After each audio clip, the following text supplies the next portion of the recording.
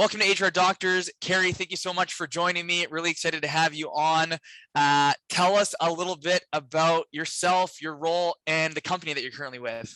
Brent, thank you for having me. I'm very excited to be here. My name's Carrie Sikman, the Director of People and Culture at Aura Office Environments. We are a design build firm, interior design and construction, but with a bit of a twist in that our focus is workplace strategy. So we have clients that come to us saying, whoa, we've got this hybrid work environment now. We've got some people want to be remote, some people want to be in the office, some people who want a bit of both. How the heck do we figure that out? And so we help them figure that out and help them understand how they can actually make their workspace a destination. So it's not just like, oh, I got to go into the office. It's like, yes, I'm going into the office today. And there's so many awesome things that kind of draw me there. And so that's what we do, which I am so excited to be a part of, because I'm so passionate about making the workplace a great place. And then I get to work at a place that does that for other people and for other companies. So it's really kind of this little nice spiral back into, what I really love to do. So. Nice.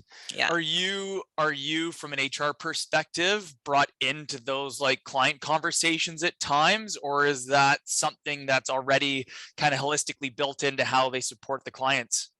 It's interesting you asked that question, because actually just was it yesterday, a couple of days ago, I actually attended a client meeting for the first time, because we're just launching a new process of really kind of the white glove experience for our clients. And I'm actually running that in terms of connecting with the clients and doing little client check-in calls throughout their projects to ensure that they're being looked after.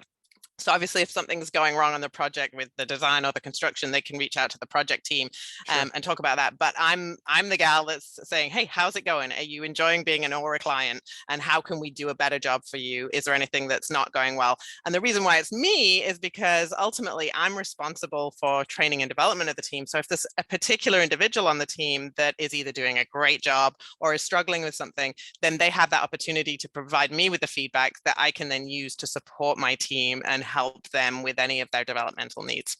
Nice. So yeah, it's really cool. It's like, when I went to the meeting, I was like, you're probably wondering, what the heck is the Director of People and Culture doing in my meeting about my new office space and designing it, right?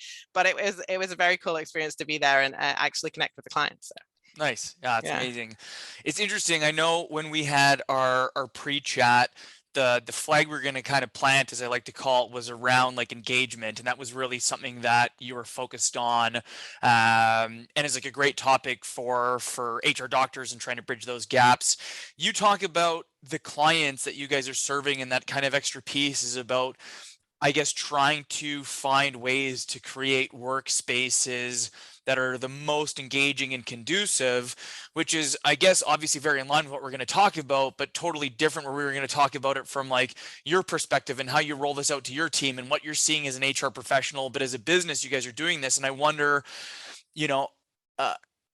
are some of the conversations, or these new conversations since the pandemic, is this where that linchpin piece has been pulled, the pendulum has swung, and now more employers, obviously specific to the Vancouver market, are putting their hand up and saying, we need to find ways to engage our workforce better, we need to find better workspaces, we need to do these things? Is that a shift, or is that just something the company's always kind of done?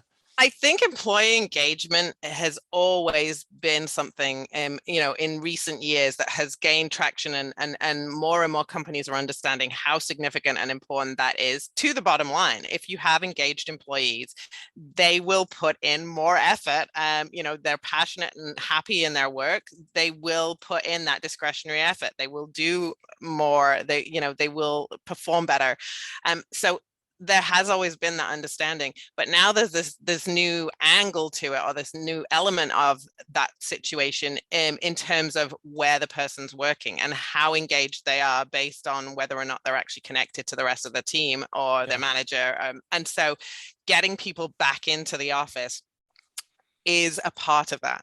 You know, how can you have a community when you're spread out all over the place? And yes, there's been lots of ingenuity and amazing kind of innovations during COVID to allow us to do things like, you know, these kind of virtual meetings and all the rest of it. And yes, that existed before it kind of went up a notch, but there's only so much you can do without being kind of physically together in the same space. And so getting that focus onto how do we make people want to come in, and it's not just, yeah, because there's a free lunch, but like, how do we make the workplace a destination? That I think is this new element to the conversation. But yeah, for me, employee engagement has always been something I'm so passionate about, because we spend a massive percentage of our waking hours at work. Why would you want to be at work if it's not something that, you know, you love and you enjoy and you're excited about doing? So getting people doing what they love and feeling alive in their work is really, you know, the only way to have a happy workforce. Yeah. In my mind. Yeah, I mean, I feel if I like play the devil's advocate and, you know, go back through some of the webcasts and podcasts and different pieces I've been kind of following, yeah, I wonder, you know, it's maybe like a tough or even like a loaded question, but like at what point does it no longer become like the employer's responsibility to make sure you feel amazing in every part of your job? Like a job is a job. Like we work to get paid so that we can do the fun things in our, you know, PMs or our weekends or whatever. But like, you know, I was talking, one of my most recent guests that was on, Steve, talked about like if a company's got a limited budget and they can only hire like a few amount of people, they'll hire the best possible people they can, but those people won't want to do what he like coined as like the grunt work. And that you start to like get these divide and disconnects where it's like, well, I don't want to do the admin, I don't want to do this, I just want to do the things that I'm really passionate about. And it's like, yeah, that's great, but like, you know, those things still exist, someone still needs to do them. You know, is there a job that exists where every moment through it you're all sunshines and rainbows? And I get there are things that employers can do, but like, you know, I talk about a pendulum and I feel that pendulum is swung, and at the same time that pendulum always will swing back at some point. And you know, we hear all these like layoffs that are happening in tech and companies that are fighting over like what's the next craziest thing from an employer standpoint I can do, having social workers on staff, having masseuses, or having like, you know, full personal trainers, and you know, Google where they supply 3 meals a day plus full. Like at what point does it go like, you know what, like we just need you to like be Do your interested in job. yeah, right, like we're, you know, how like I mean this small business of 5 or 10 people can't compete with any of those things. And I don't think it's, and I would also argue there's some companies out there that, you know, are in a rundown space with, you know, old equipment, and yet their team loves what they're doing and they're highly engaged, right? So where does that like balance or shift I go come or not come from, but where do you think, like how far, how much do you truly feel it should be on the employer? You know, there's always going to be a trade-off. There's always going to be things that you have to give up to get. And when it comes to what's the role of the employer, at the end of the day, it's kind of like real estate, right? It's supply and demand. If you've got a ton of people that are willing to do that job, that it's a really exciting, fun job, you maybe don't need to do as much, because Sure. there's, you know, that inherent fun quality about what they're doing. You know, those are the people that, what is it, they live to work rather than work to live, or is it the other way? You know what I mean? Yeah.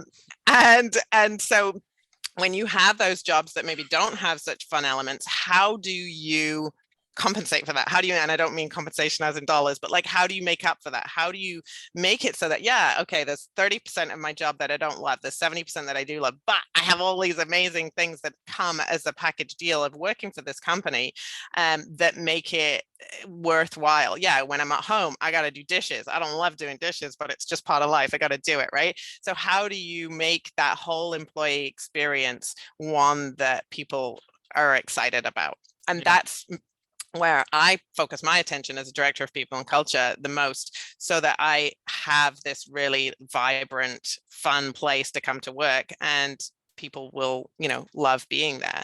And there's so many so many things you can do and so many aspects of employee engagement. But for me, it's about seeing each person as an individual, right? Mm-hmm. You cannot cookie cutter this. You cannot say, I am going to do these 5 things and everybody's going to love it and everyone's going to be happy.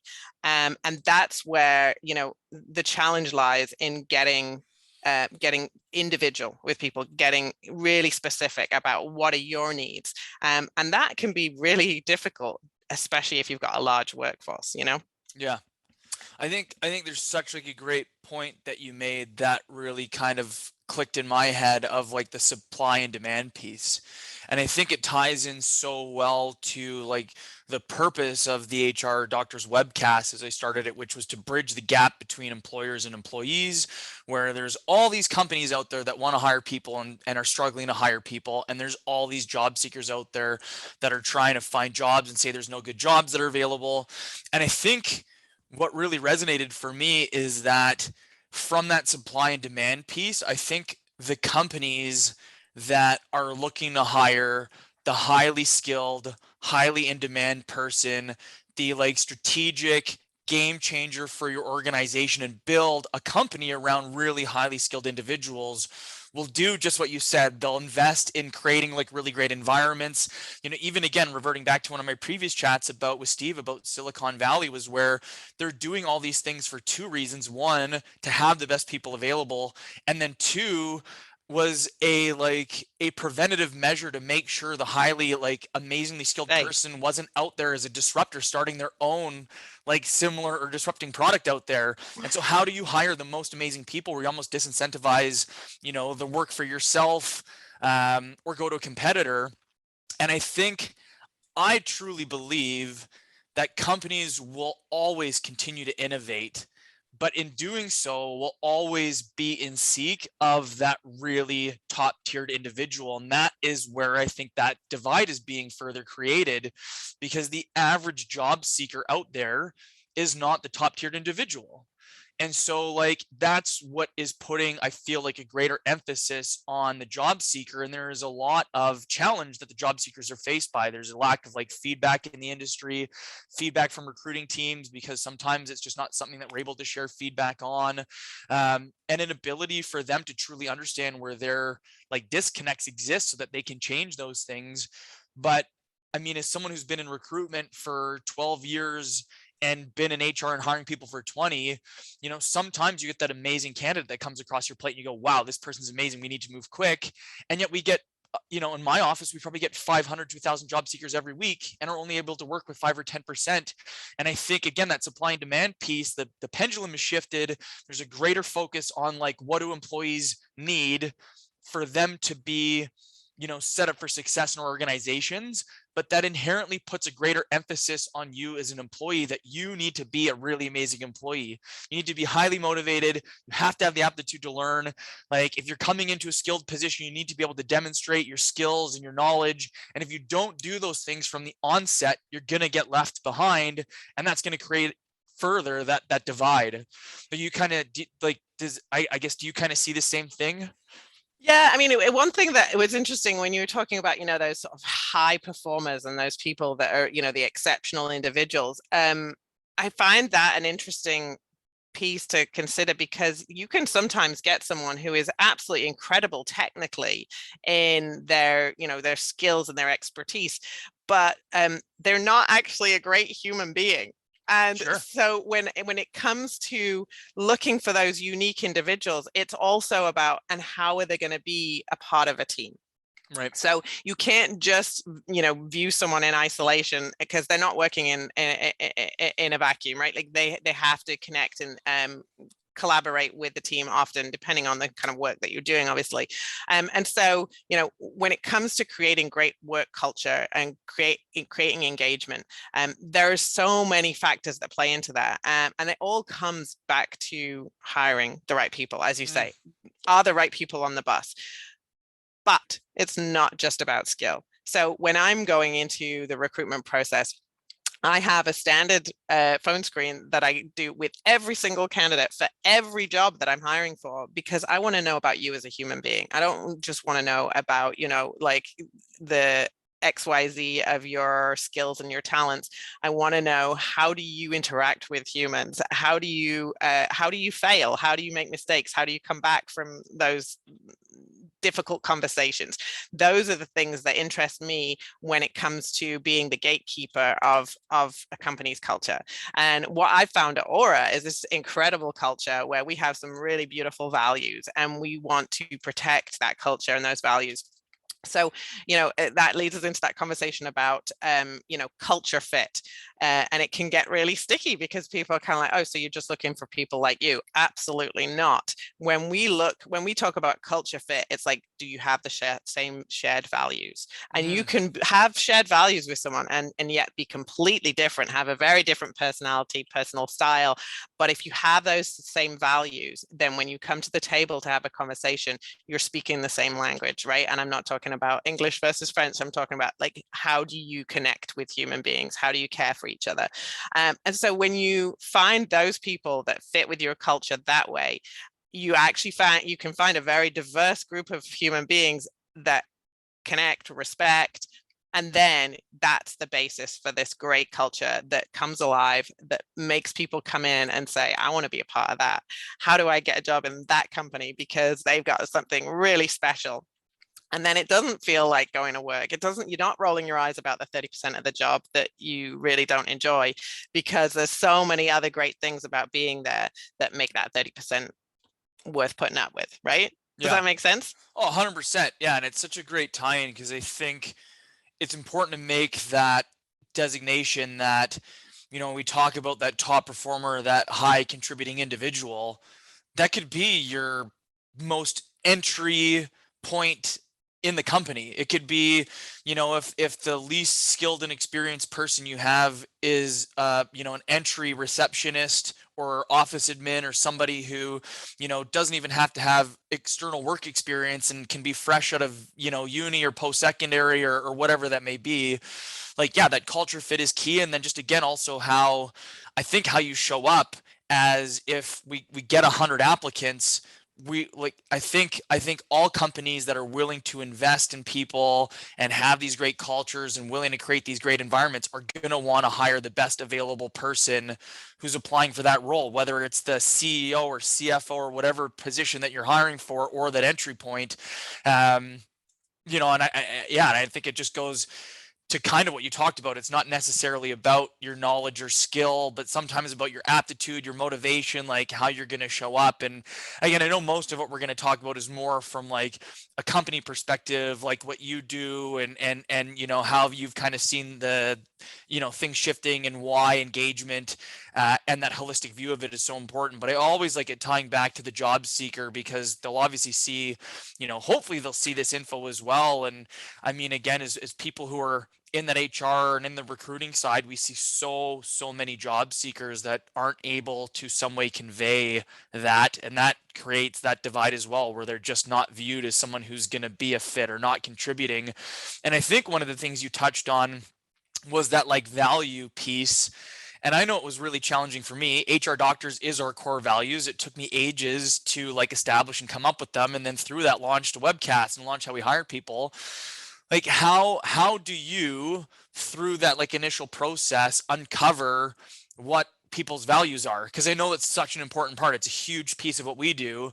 Like, why is it so important? And again, if we're maybe sharing this either for the job seekers so they can go, okay, this is something I maybe need to share proactively if it's not being asked of me, and for the businesses out there that maybe don't see it as critical a piece, or maybe aren't as actively interviewing like the way that you are, like, yeah, how is it that you're kind of going through that process? Well, the first thing I do when I'm going into the recruitment process is try to put the candidate at ease. It sounds so stupid, but you can tell in the first couple of minutes if somebody's nervous or terrified of, the conversation that they're about to have. So really making sure that they feel like you're just a human being and you're about to have an interaction and a conversation, super simple. Get them at ease. You're going to get the best of them. If you leave somebody hanging, if you're stern and serious and someone's uncomfortable, you're not going to get to see the real them. So much of it is actually your responsibility as an interviewer to be to be generous, to be kind in spirit, and invite the person to be themselves, right? So that is a huge component of it. And then, without wanting to like give away my questions or, allow Yeah. candidates to watch Yeah, this and for then be sure. completely prepared, it's actually asking some really direct questions that will uncover those values and share our values and ask people, how do you feel about these? Like, it's really simple, right? And I think a very important part of the process of being in the interview, being the interviewee, is actually self-awareness and self-knowledge. There's a lot of people that don't spend the time to actually know themselves and get to know, what is important for me? What am I looking for in my life, in the company I keep, in the job that I do? What are the things that matter? And so taking the time to prepare when you're going into an interview and understand, yeah, this is what I care about, this is what I don't, then you can actually share that. If you don't even know it, how can you share that, right? 100%. And actually, during my time, so I've been with Aura for a year now, and I've really kind of been able to carve a bit of a unique role for myself there as director of people and culture. Obviously, I'm looking after recruitment, performance management, the hiring, the firing, all of that, typical HR stuff, but I also do some in-house coaching. And when I talk to people about the coaching process, sometimes I have like senior members of the team who come to me saying, I'm working with this client and it's been a challenge and I'm not quite sure how to handle this or that. And we talk very specific, like there's a particular business problem, but sometimes it becomes much more general and it's a conversation about confidence, self-esteem, and we get into personal values and what matters to you, what's important to you.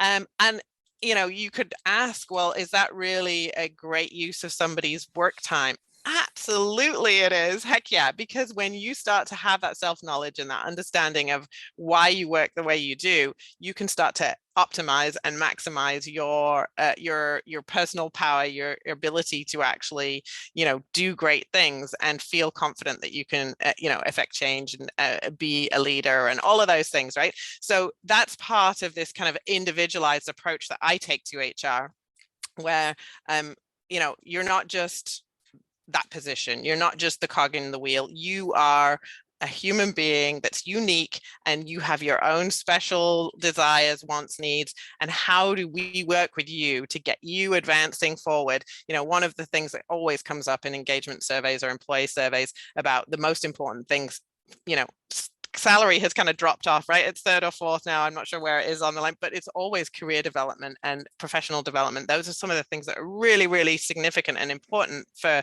individuals. So it's like helping them figure out, what do you need and how are we going to get you there? And if your dream is to actually be a CEO of a different company 20 years from now, great. How do you want to get there? Because it's not going to happen tomorrow.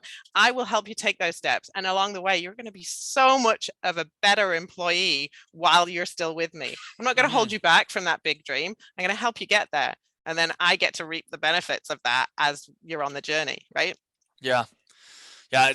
Like, I find it very interesting where company values, culture, mission, vision, all these things seem to be becoming ever more prevalent in the recruiting process for the company to be able to go to market and truly depict like who they are, where they're going, and why someone would want to like hop on that journey with them. And I don't feel that the same is being coached or conveyed to the job seeker, that it's something that's really important for them to figure out first so they can ultimately figure out who they align with. You hear stories about, oh, I've applied for 100 jobs and I'm not getting any callbacks. And it's like, how could you apply for 100 jobs? Like, I know you can click the button 100 times, but how are there 100 companies that like That you want align to with work. you Yeah.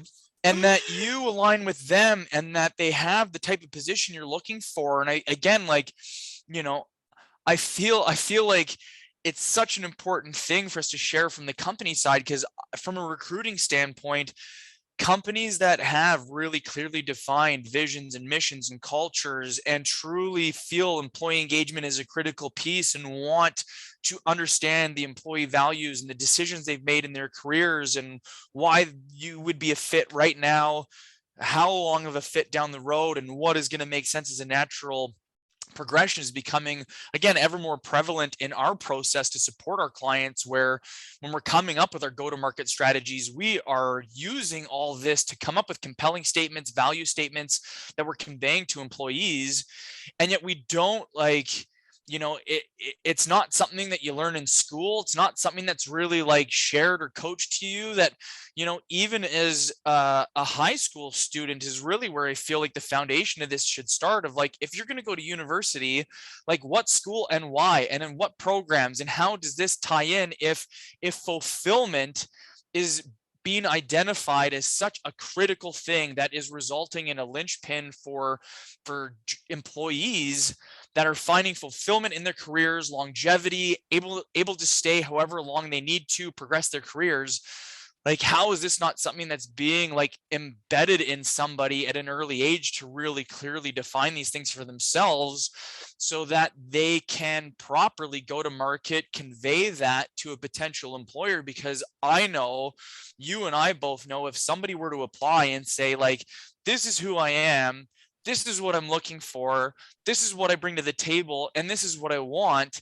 And if those, without even them knowing, check all of our like hidden boxes, then we're sitting there going, oh my God, this person looks amazing. Yes, And totally. if you said, hey, I'm looking for, these 3, 4, 5 things are super critically important to me, and like, this is what I'm looking for. And if we don't have any of those things available to them, then we just know that it's not a fit. And like, that's so great for both of us, right? Exactly. Because there's no fit, there's no like partnership. Like I feel like, and I don't know how to like change it other than having these discussions and sharing this information, but I truly believe, I feel more and more and more that companies are embracing exactly what you're talking about and doing these things. And to what levels? Obviously, some way more than others, and way better than others. But I feel like it's something we see again in the volume of applicants. We see it something that is greatly like missing in the generalized applicant. And when applicants do have that like internal kind of vision for themselves of what they want, and they're really clear on it, it makes it so easy to determine whether they're a fit or not. And even for them, and then it's not a hard conversation for us either, where we can say, hey, you know what, it's not a fit because we don't match what you're looking for. And they go, oh, I'm so glad we found this out now, because I'm laser focused on this, and if you don't have it, it's not a fit for me. Exactly. And being, even, some people know that but just don't know how to articulate it. It's like, put it into words, share it, then it's so straightforward. But I find it interesting that as I was listening to you talk, then I was like, yeah, but going backwards from that concept of, wouldn't it be good if we had this kind of happening in schools and people understood it's also important to understand it's not static, right? Like what I wanted 15, 20 years ago, Totally. I had no idea that I would be here today. So it's also a process of continual evolution, right? Like we're constantly changing and growing, and being able to recognize like, okay, this was the job I was applying for 5 years ago. I actually don't want that job anymore. Yeah, This is, totally. I'm over here now, and being able to recognize that. But yeah, I mean, what you said about people applying for, well, the number of times as a recruiter, I'm like, I've got 70 applications to go through. Why am I wasting my time looking at these 10? Because they're barely qualified for the job. Like what is the candidate thinking when they hit How did apply? you get Like, here? How did you get here? exactly. I think I try, when I say like school, to me, I always, if there is this gap and divide, I really feel that a lot of businesses out there will always, not always, I don't want to generalize things too much, but I feel like businesses are constantly willing to, or in seek of the factors that are hindering their ability to achieve their goals. And then pointing the finger at them gets us nowhere. It's like, okay, well, now what do we do? And I don't think a lot of the job seekers have the same ability to do that, because they maybe don't have the same exposure to what we have. They're not on our side of the table, which is why I'm trying to like, close that gap. And I really go, well, then for the job seeker, whose responsibility is it? Well, of course it's the job seekers. But again, there's these factors, you don't even know what you don't know. And then, so who does it fall on? Is it then our job as the employer to draw it out of them and go, you may not have defined your values yet, but they're really important for us to know. So I'm now going to ask you all these questions. and you're going to give me answers, and you may give me like the honest answer. You may give me the answer that you think I want to hear. Like, it's really hard because, again, there's so much misinformation out there about this is how you have to answer these interview questions, and this is how you have to do this, and this is how you have to do that, and so it's so hard.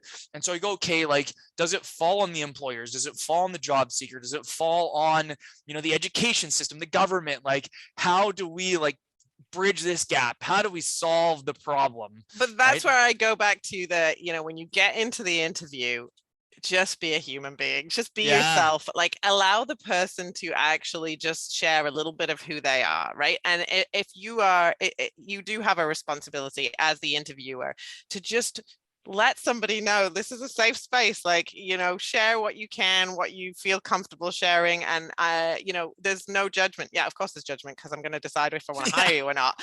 But I want to see what that really is, because you'd be surprised. I hire people who say all sorts of things in interviews, because it's sure. like, wow, they revealed something of themselves, and now I'm building a trust, and now I'm starting to build a picture of who they are.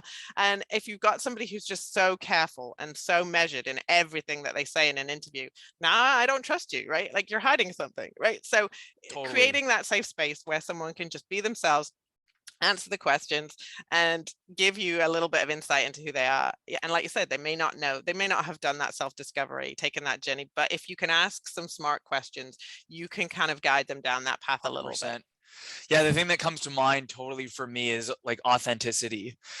Like, we, in Vancouver, Indeed and LinkedIn are the two, I would say, like, largest and most utilized job boards. And For one of sure. the things we heavily utilize on Indeed is you can create these like screener questions. And I generally, on most of our jobs, put 3 screener questions. Why did you apply for this job? And something specific to the position. One of our clients, he made me laugh the other day, where they're a construction company, and they literally put in which of these 6 tools doesn't exist. And one of the tools is a left-handed screwdriver, because they're like, for a carpenter, they're like, if you haven't been asked to go get a left-handed screwdriver before, then like you're not at the level, because like that's like a total like kind of hazing thing that goes when you start getting Right. on sites. And then the other one is, tell me something that's not listed on your resume. Resume, yeah. And the people who respond by saying like, I'm hardworking and enthusiastic and I'm an eager learner and stuff, like, I, again, like, that's something anyone can say. That's not what I'm looking for. I want to know that you love sushi and have 2 dogs, like, and Totally. that way I know when I ask you questions, we're just going to have a chat, as opposed to I'm going to ask you like, tell me about your last position, and you're going to say, oh, I was, and you've got this scripted like response that you think someone wants to hear. Like, we just like, I think it's it. We just want that authenticity. Like, tell us, sure, tell us about your job, tell us about this stuff, but then like, you were unique in it. 100 people could have done that job. What was unique about you in it, other than the fact that you're unique? Like, give us that, like, the real deal, who you are and what happened, and how things were interesting or unique for you. Like, and just you as a person, that authentic piece. Yeah, even when it comes to, putting together a resume, I was having this conversation with a friend recently. Don't list the job responsibilities. Like, if somebody is in recruitment, they know what the job responsibilities are. They posted the job that they're hiring for. They don't need that information. They need what made you unique in it, what made you stand out and perform really well in it, right? So it's fascinating how, those pieces of information that seem obvious to us as a recruiter are lost for the majority of people that are job seekers. They don't sort of recognize that, but it's because that's the language that we speak every day. It's our world, right? So yeah, how do we share that information, get it out there? Because ultimately that makes our job easier when people know what we're looking for, what we want to hear, the information that we want to see. Then it gets us closer to our end point faster.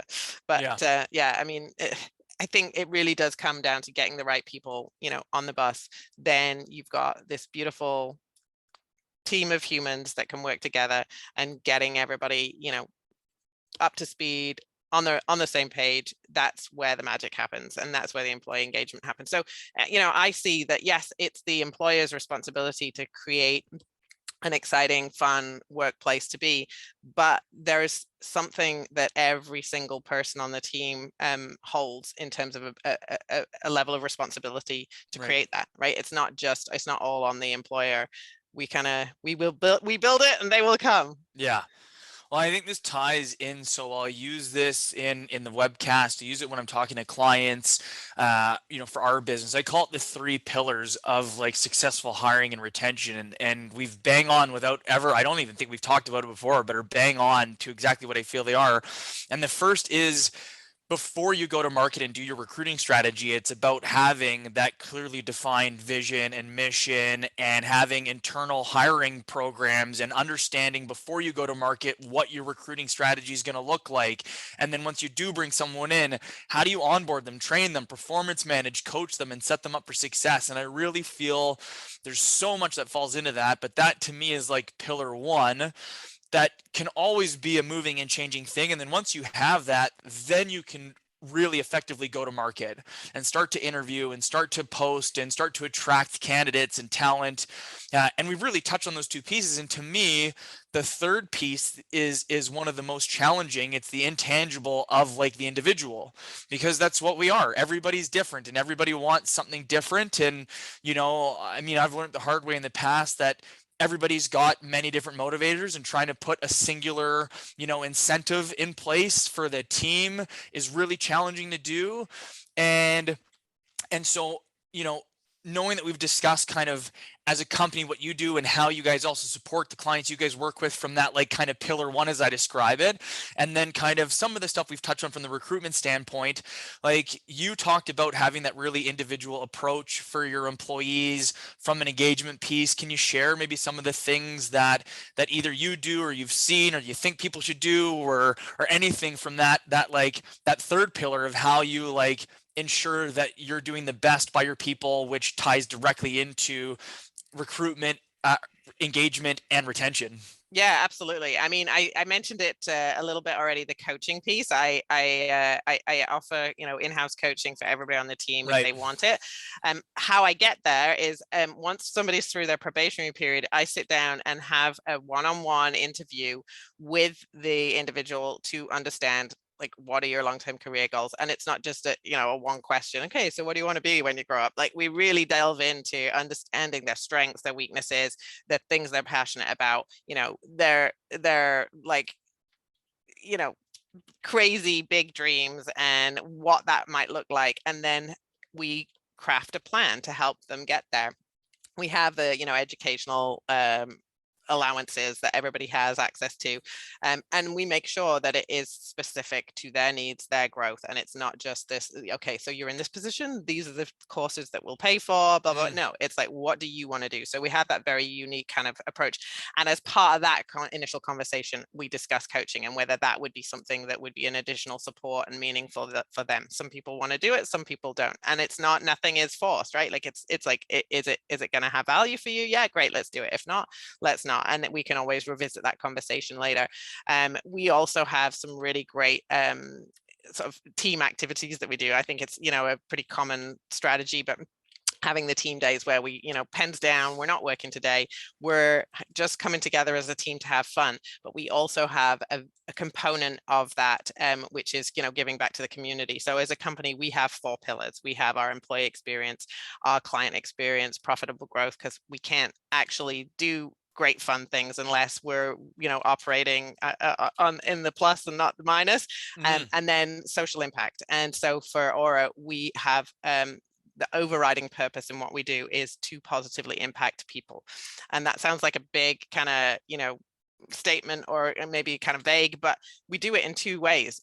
By the business that we do, we create these beautiful workspaces so people get to come to work and have a really positive work experience, instead of sitting in a crappy little cubicle where they don't have any daylight, right? Like, we can literally transform people's lives that way, and the way that they perform in their job. And then we also take the time when we're doing the team days to do volunteering, to do fundraising efforts, all sorts of things, so that we actually give people this sense of purpose beyond just the job that they're doing in the day to day. And I think that really provides people with that sort of gives them that unique sense of, I'm making a difference in the world. And so those are a couple of things that we really, try to do as a company together, but everybody brings their own personal flair and style to it, because we have lots of opportunity for people to kind of pitch in with ideas and, what would be meaningful for you. We're planning in the next few weeks to have a team meeting where we actually are brainstorming, like, how do you guys want to do this over the next couple of years? What are the things, what are the organizations or the charities or the goals that you want to achieve out in the world? How can we positively impact people? What can we do to make a difference? And we want to make sure that we get everybody's input, and it's not just us from the top saying, oh, we should support this charity, this is what we're going to do. No, we want to get everybody involved, so we have that buy-in, we have it has meaning for people. Right. Those are a couple of things. And then when it comes to our values, we have these values as we go through the recruitment process. We're really kind of checking in to make sure that they're shared values. And then we spend time living in the values, promoting it. And we have so much fun. Our values are passion, humility, creativity, care, and fun. And once a quarter, we have a big contest where we, sometimes it's in teams, sometimes it's an individual thing, where we highlight one of the values. And it's a contest related to that. And the prize is typically it's a $1,200 prize. It'll be something different. Sometimes there's a component where we split it and a portion of the money goes to charity. Sometimes it's, it's one prize. Like at the moment, the last quarter we did was care was the value that we were promoting. So for 1 month it was self-care, and we were giving people points for doing great things for themselves, massage, going for a run, having a morning smoothie, whatever it was. Everybody got points for that. The next month it was care for the team, and so it was all about looking after each other, making somebody else a coffee, holding the door open, whatever. And then there was the third month of care out there, where the points were about doing random acts of kindness for a neighbor and just putting the care out in the world. And the winner gets a $1,200 spa package, right? Like those kinds of things really give people the opportunity to express themselves in a unique way and then get rewarded for it. So yeah, that's awesome. Yeah. The coaching I want to go back to, because I think it's really Sure. great. How, like on average, how many people, like if you were to say a percentage, how many people put their hand up and say this is something I'm open to? I would say in the initial conversation, probably actually maybe like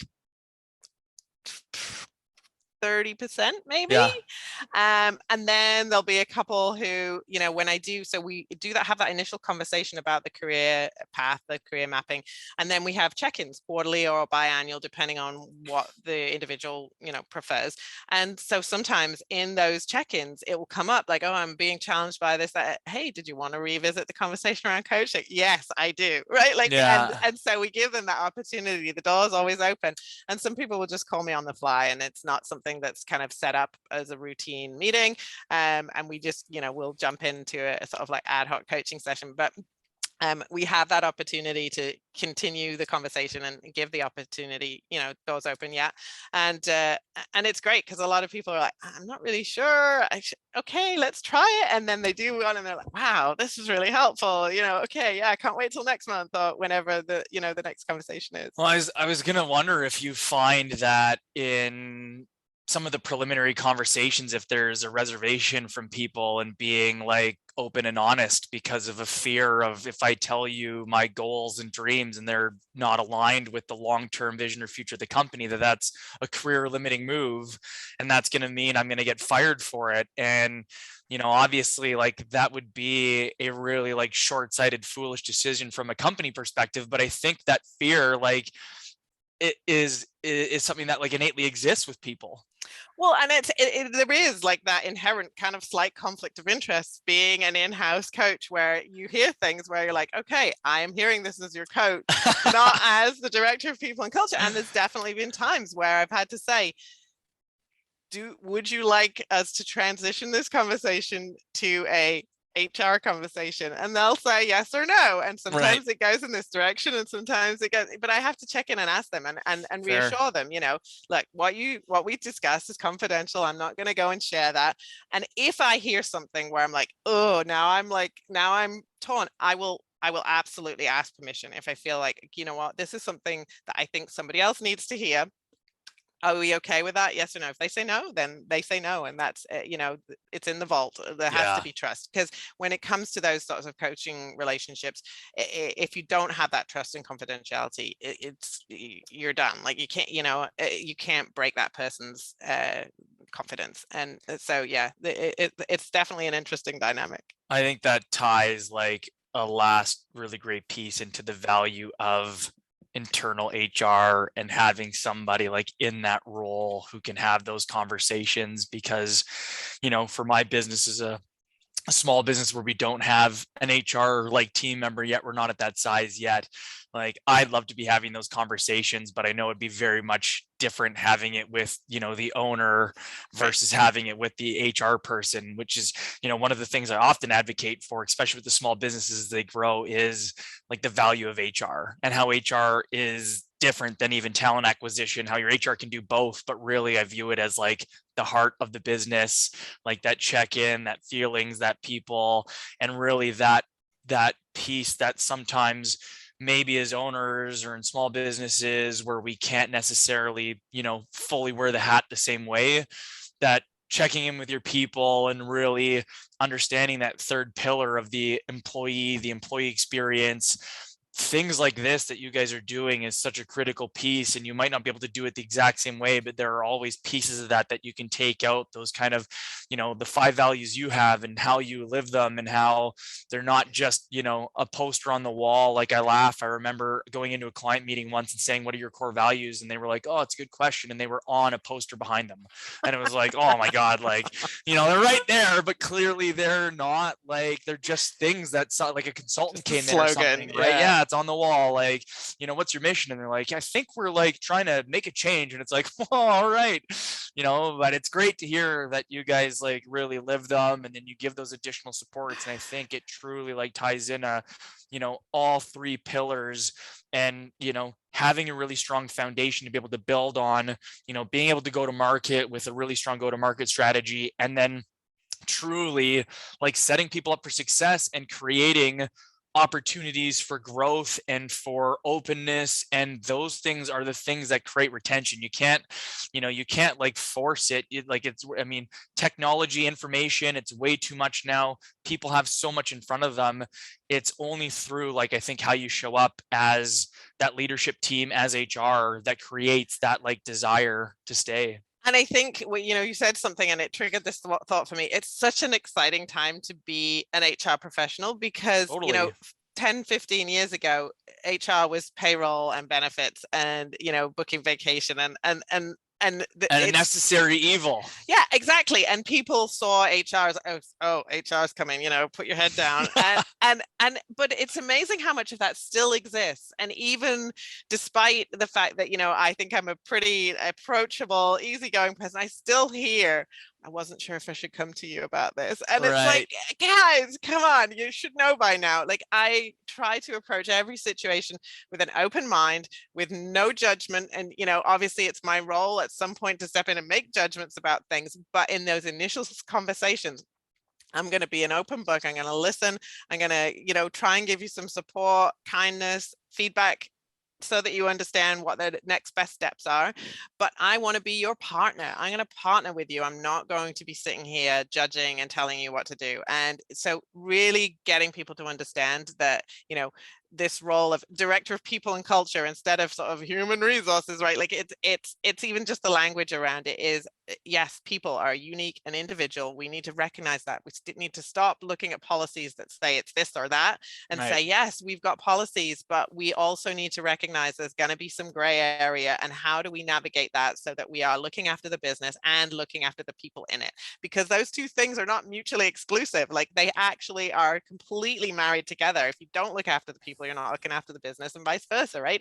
So recognizing that and understanding that, yes, I will be the expert, the knowledge, that I'll understand the employment law and all of that, but I'm going to see you as a human being, and I'm going to help you, guide you, give you the knowledge and expertise so that we can get through this together as a team. And working in a company where people do get that for the most part is, it's exciting, it's fun, and it's like, yes, I am part of the team. I'm not like, this silo over here that everybody kind of avoids. Totally. That's awesome. Such great stuff. I hope, as I normally say, anybody who's watched or whether they've got the whole video or just a clip, that something resonates, because I think there's a ton of value that you shared in our chat today. My parting question that I generally ask is whether it's like a kind of affirmation of something we discussed, or something else that, like, if there was a parting kind of note or a final thought, like anything you'd share, whether to the business, the job seeker, around like that engagement piece. I think as we were talking, the thing that really stood out for me was know yourself. As an employer and an employee, you know what you want, you know what you've got to offer, have your elevator pitch. As a candidate, it's like, what makes you special and what makes you the person I want to put in the role. As an employer, what is my employee value proposition?